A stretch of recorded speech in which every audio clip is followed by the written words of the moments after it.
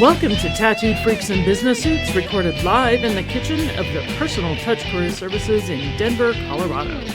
I am your host, Donna Shannon. As a professional career coach, I help people navigate the hiring maze to get the jobs they really love. In addition to working with job seekers one-on-one, I do have a book out there. You can get a job without going crazy on Amazon, or of course through our website. My guest today is Tim Nowak. And we are going to be talking about relocation and trying to find a job in a different city and all the things to consider once you get there, right? Absolutely. Thank you so much, Donna, for having me. I'm very excited to be here today. Cool.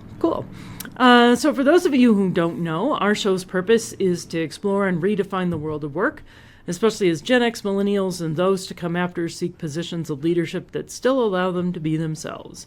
So every show we explore a topic related to business or job searching. And of course, we're going to talk about tattoos. Our sponsor is the Personal Touch Career Services, Denver's top-rated career coaches. We focus on the practical tools for your job search like resumes, LinkedIn profiles, job search coaching, and ongoing classes. So check out our ridiculously long website, which is personaltouchcareerservices.com. Once again, that's personaltouchcareerservices.com, or you can just Google it because that's a little long. So Tim, let's just dive into things. Why don't you tell me a little bit more about you and what your company does? It's Perry & Company, right? Absolutely. So I've been in global mobility since 2011, but since last year, 2018, I've been the Relocation Director at Perry & Company, and most recently the HR and Relocation Director at Perry & Company. And we're a real estate agency here in Denver, one of the longest standing agencies. Been here since 1971, and we work with organizations, relocation management companies, and individuals that are relocating to or from the Mile High City each day. So it's very exciting, always meeting someone new and learning about their journey. Cool. So some of the things that I get asked a lot as a career coach is how to get a job when you're out of state, whether you're coming into the Denver market or going out. Sure. Now, primarily you're working with people who are moving into the Denver market, correct? Primarily, it seems, everyone wants to live in Colorado, so I would say a large portion of who we work with are those moving into Denver versus those moving out. All right, cool.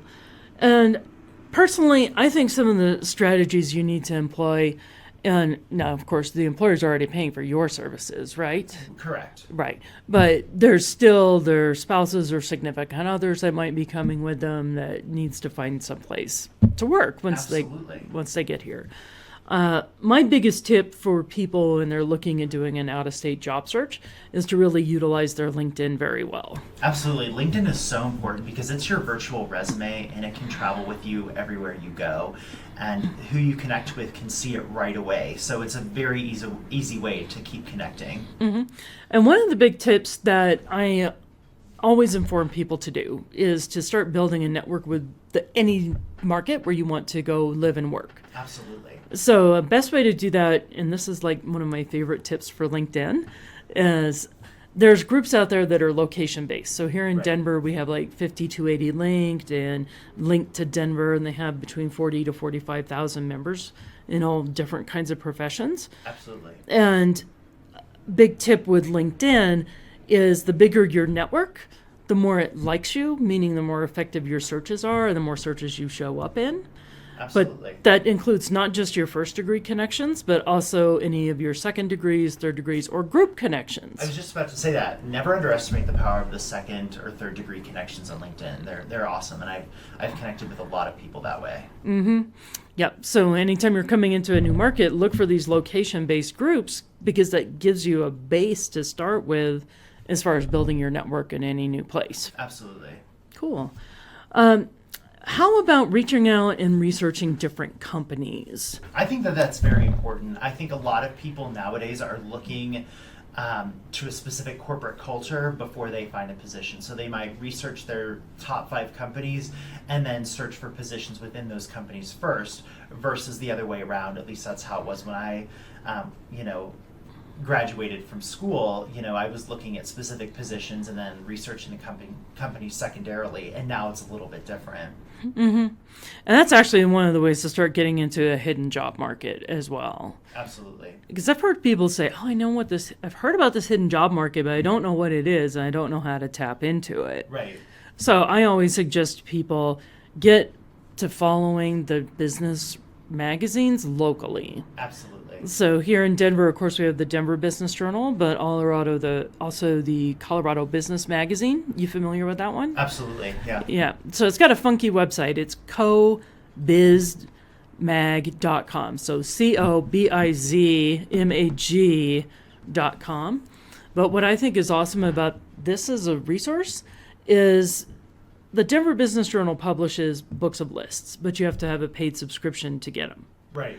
Whereas the Colorado Business Magazine has tons of lists that are free on their website, like top 100 women-owned, top minority-owned businesses, top high growth, and then they also do things like those with the best perks or the best culture. So those are great places. If you don't know what the companies are, any market you're getting into, I highly suggest checking those out. Right. Thank you. Another one is, are you familiar with like the labor market indicator? Yeah, absolutely. So for our listeners, the labor market indicator, the website is lmigateway.com. I'm sure other areas of the country do this, but this one's specifically for Colorado. And it's like all the hiring statistical data, and it's very accurate and very recent. So this is being recorded in September. They just published all the results for June of this year. And it says not just only the top 10 employers, but the top 10 posted jobs, as well as if you're into statistical data.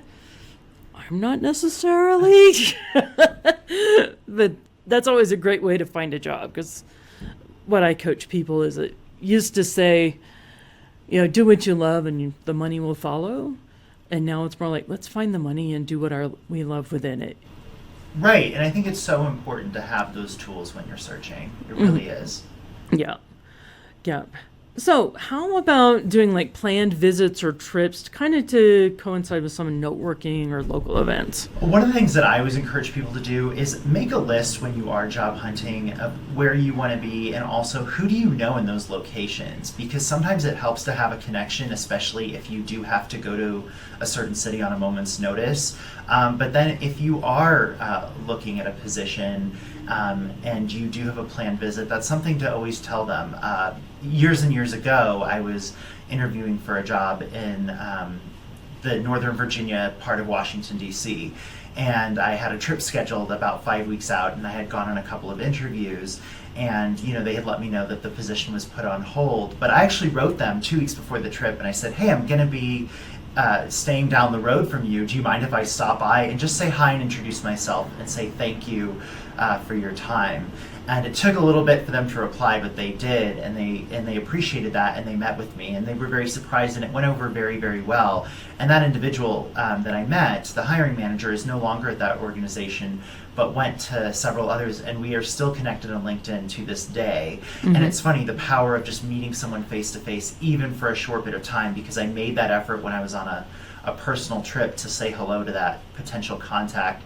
It's now someone that I work with, and now someone that can send to our team some of their referral business. So you just never underestimate the power of those connections. Yeah, it's so easy to fall into the trap of I'm just going to do everything online. Totally. I'm just going to connect with people on LinkedIn and try it. You really can't beat that face-to-face connection. Right. It's very important. Even though it's scary and nerve-wracking. Yeah, absolutely. And at least, in my specific role, when I'm helping people move to Denver and I go to a conference, even if someone may not have someone moving to or from Denver, a vendor of ours, I still make sure to make those connections and make every use of the time I have face-to-face with someone when I travel, because you never know how that's going to tie into something that you do presently or in the future. Yeah, absolutely. The other thing that's cool about at least doing one visit before you commit to relocating somewhere is when sometimes employers are cautious about hiring somebody from out of state. Right. Even if they're not paying the relocation, because there's this question of like, oh, this person lives in Washington, D.C. Are they really committed to moving to the Denver area? I may favor local candidates and things along those lines. If in your cover letter or when you reach out to hiring managers, you can say, hey, I was in Denver last month. I made connections with these associations and these people, and I'm very interested in your company for these reasons why. It shows that you've really done all your research, and it's not just this fly-by-night, oh, I'll take anything anywhere in the country. Yeah, for sure. And it's funny, that actually ties into my own personal story, Donna. Mm-hmm. So I moved here in September of 2010, 9 years ago. Last week was my move anniversary. Uh-huh. And so what I did is I structured it very similar. I set up my own home finding trip, and I took a couple of days and I set up interviews beforehand. And on those interviews, I would say, I don't live here presently, but I'm going to be moving here on September 4th, 2010, 6 weeks later. And this is, a sure thing. And so I want you to know I'm committed to Denver, even if we don't move forward. And so I made sure to say that in all my interviews. And some of them, when they said, when will you be back? I'll say, I said, I can meet you on, it was Labor Day weekend. So September the 8th, immediately following the Labor Day weekend. So it was really good to have that plan in place because it showed them that I was serious and committed to Denver and committed to an organization like theirs. Right. Exactly. And those are the kind of things that can really sway. Absolutely. Yeah, absolutely. So let's talk about, you already scored the job in the new city. And what are some of the things that you can expect? Like how long is it going to really take to get settled in? Right. I think that's a great question to ask. I personally think 13 months is the amount of time it takes to really acclimate. I mean, you can get settled in just a couple of weeks and feel at home. I mean, as soon as you move in the front door of your place and get some furnishings and some groceries in, you can feel a semblance of home. And of course, you have that honeymoon phase. Mm-hmm. But, in the beginning, you might be in some short-term housing. Even if you're not in short-term housing, maybe you signed a year lease so you can really get to know the city and where you want to live. And it's almost harder here in Denver because there's so many great places to live. Even after 9 years, I drive through a neighborhood and I'm like, wow, maybe I should consider living here someday. I never realized how much I really enjoyed my time here. And so I really think it's after that short-term housing, after that 1 year lease ends, and maybe you've purchased a place or maybe you've committed to a more permanent rental or residence, is when you really start to feel like it's home. Right. So how about, and this sounds, kind of silly, but it's an important thing because it's part of establishing your network. Right. Beyond just people for work, it's actually making friends. Totally. And as adults, we know it's a lot harder to make friends now than it was in college days. Yeah, that's the one thing that I noticed. You don't have that college campus where you're meeting everyone all the time or classes. You have to be a little bit more ingrained in it. So you have to, join some professional organizations, maybe forge some relationships with coworkers. If you're part of a religious community or a church, that's a way to meet people as well. And then, of course, there are many meetups, and the meetup scene is very large here in Denver, so that's a great way to go about it as well. Mm-hmm. I was really lucky. I've never felt bored here. There's just so many outdoor activities to do. Even if you've only met a few friends, there's just always so much to do here in Denver that, I don't think that I was ever bored when I moved here, even though it might have taken a little bit of time to really meet, a great group of friends. Right. It is very diverse as far as the interests. And I do think it's very interesting, like about meetup.com, you can find groups to do just about anything that you want on Right. Meetup. I've seen groups that are like people who want to go skiing together, or they do yoga in the park, or I'm a nerd. So I've got some nerd groups that I've joined, like people who they just get together and do board game parties. Yeah. And I'm even part of ones that are like, it's called Shut Up and Write. So it's to help would-be writers do that commitment of like, sit down, you write for an hour. It's like everybody's in the coffee place and they just write for an hour, but then they talk a little bit and maybe bounce ideas off of each other. But it's like kind of a freelance for an hour and see where it goes. Exactly. I love it. That's so cool. Exactly. So there's like literally meetups for just about everything. I've seen quilting circles and like knitting and stuff like that. So it's very interesting. I had a friend who had a rollerblading meetup group that he started. There you go. You know, so. Yeah. So, what else about networking is something that you would encourage to somebody that maybe they haven't necessarily thought about before? Oh, in terms of networking, I think always being open. I think you have to go into them with an open mind. You never know who you're going to connect with and where it will lead.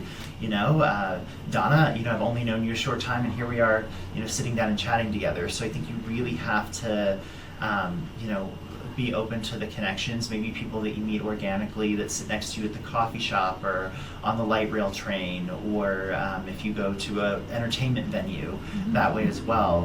You know, the music scene is very big. Say you want to go to a concert at Red Rocks and you meet some of the people in your row. I mean, those are potential connections as well. And I've heard of people meeting and going to continued venues together because of a meeting like that. So I think that that's really important as well. That's cool. All right, so another thing when it comes to your relocation strategy, so this is like whether you're moving in or moving out, you've seen some different choices made by that based on people's generations, right? For sure. So tell me a little bit more about that.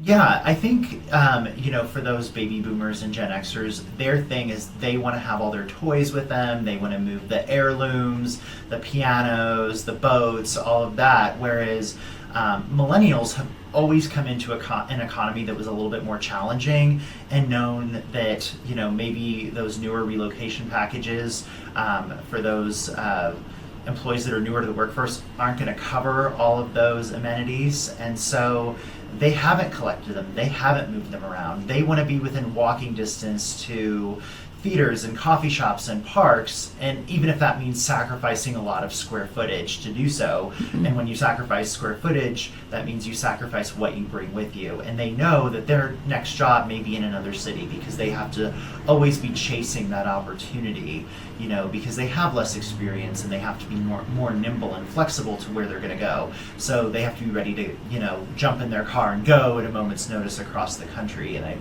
I've met a lot of people that have moved to Denver with only that fits in their car. So I think it's really interesting to see how that millennial generation moves versus that Gen X and that baby boomer generation that wants to make sure all of their belongings are relocated from place to place all throughout the country. And of course they're going to be more at that executive level where some of those packages and compensation programs allow for them to do so when they move. Right. And I'm laughing to myself because now you're a millennial, Yes, right? I am. Right. And obviously I'm Gen X, which my listeners already know. But when you say, oh, the Gen X wants to move their toys, we're talking literally toys. Because Right. Sure. I have a very large collection of mint in the box Star Wars toys and That's so cool. things like that. So, and the baby boomers' toys are actually like the boats and cars and stuff like that, heirloom items. Mine are literally toys. And hey, I mean, it's so funny because for the millennial generation, we're spending our money towards travel and things like that. So we may not have toys, but we're having adventures. So we're still having our fun, just in a different package, for sure. Yeah, and some of that too is just even based on age. Yeah. Because you have millennials still in their 20s, early 30s.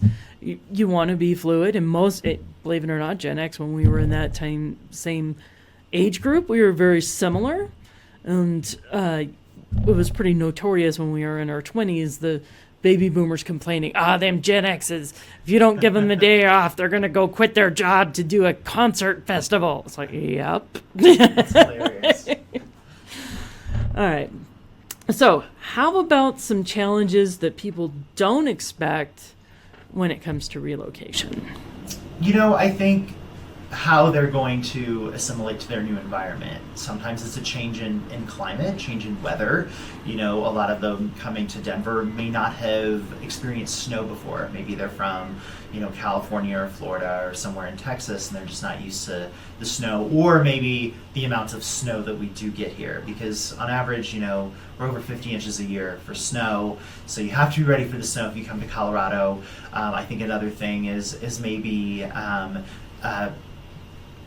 a little bit of the people that you're going to meet. Who are you going to meet? Are people a little bit more aggressive, a little bit more laid back? Are you coming from a place where it's acceptable to honk at someone at the stoplight if they're not going after 2 seconds? Or, do you have to be a little bit nicer to everybody? Because there are those different subcultures throughout our nation, and sometimes people aren't used to that. Cost of living is a big one, and I think that, you and I have talked about that before. That's the biggest one that I see. You have people from the coast that move to Colorado, and they think, it's going to be cheaper because it's a state in the middle of the country, which is not necessarily true. And then you have people that come from the Midwest that are just a state or two over. Kansas is to our east, and they come to Colorado, and it's drastically more expensive. So I've noticed the cost perceptions to be the biggest challenge for those moving here. Right. In a lot of cases, our wages that are being paid are not being in line with the cost of living increases that we're seeing, especially in terms of housing. Totally. And then you have, if you're coming from the coast, like think of the Bay Area, New York, Boston, even LA, they're used to that public transit, meaning that you might be able to live far away because you're near a train stop or you have a great bus system. And while Denver does have public transit, it may not be as thorough as you get in some of those big cities. So people are relying on that public transit. They may not have a car. And then here, say they have to get a car and they have to figure out where they're going to park it, things that they did not have to worry about because they had very robust public transportation where they're from. Yeah. I'd say even though we've gotten improvements in our transportation and over the past decade or so, it's still, there's a lot of urban sprawl around here, meaning it takes a long time to get anywhere, especially on public transit. It's like, but will take me 20 minutes to drive, could take easily an hour to an hour and a half one way on a bus. Absolutely. And that's really just going to add to your quality of life. If you're already working, 8 or 9 hours a day, and then you add an hour to an hour and a half commute onto that, that's going to really impact, your work-life balance. Mm-hmm. Yeah. And here's one thing that I like to warn people about just on the culture side. We have bad drivers here.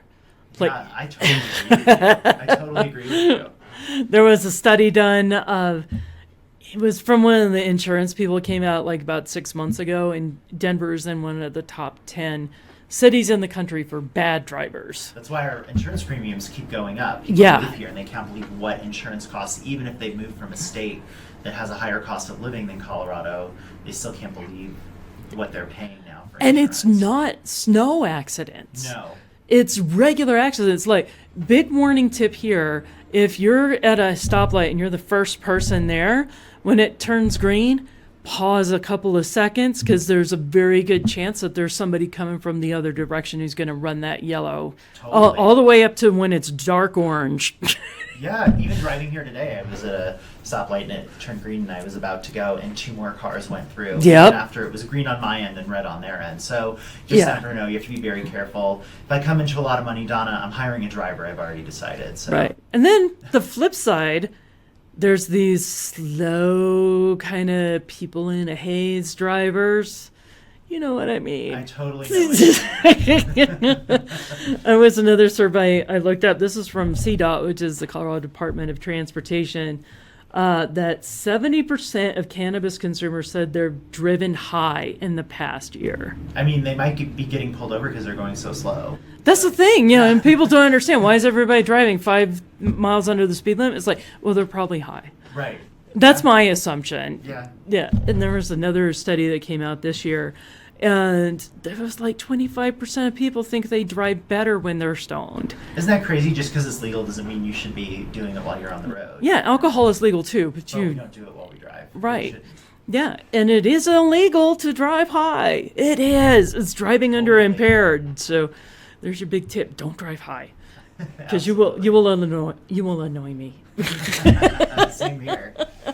So any other kind of cultural quirks that you see about Denver that you would warn people about? Well, we're a mile high. It's definitely drier. So you're drier and elevated. If you come from the eastern half of the United States, that might be something that's very foreign to you. I know it was to me, so you always have to stay hydrated. Make sure you wear SPF in the sun. Being a mile closer to the sun means that you can get that sun damage much quicker. You can get sunburn, even if you're just outside a short time here. And that goes well into the the cooler months as well. You know, when the sun's out, make sure you have that SPF on, drink tons of water, stay hydrated.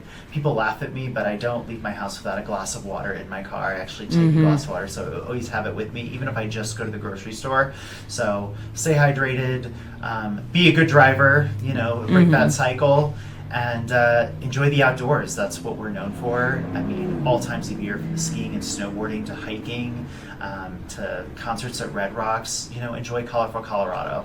Yeah, yeah. And obviously your company can help out with some of the relocation and the real estate issues, right? It can. If you're coming to Denver, whether you're looking to rent or buy or just settle in, give me a call, send me an email. I would love to help you get acquainted with Denver, and anything that I can do to make it feel like home, I'd be happy to do so. Right. And what's really interesting too about our real estate market is there's like little pockets of things that will get you close to whatever you want.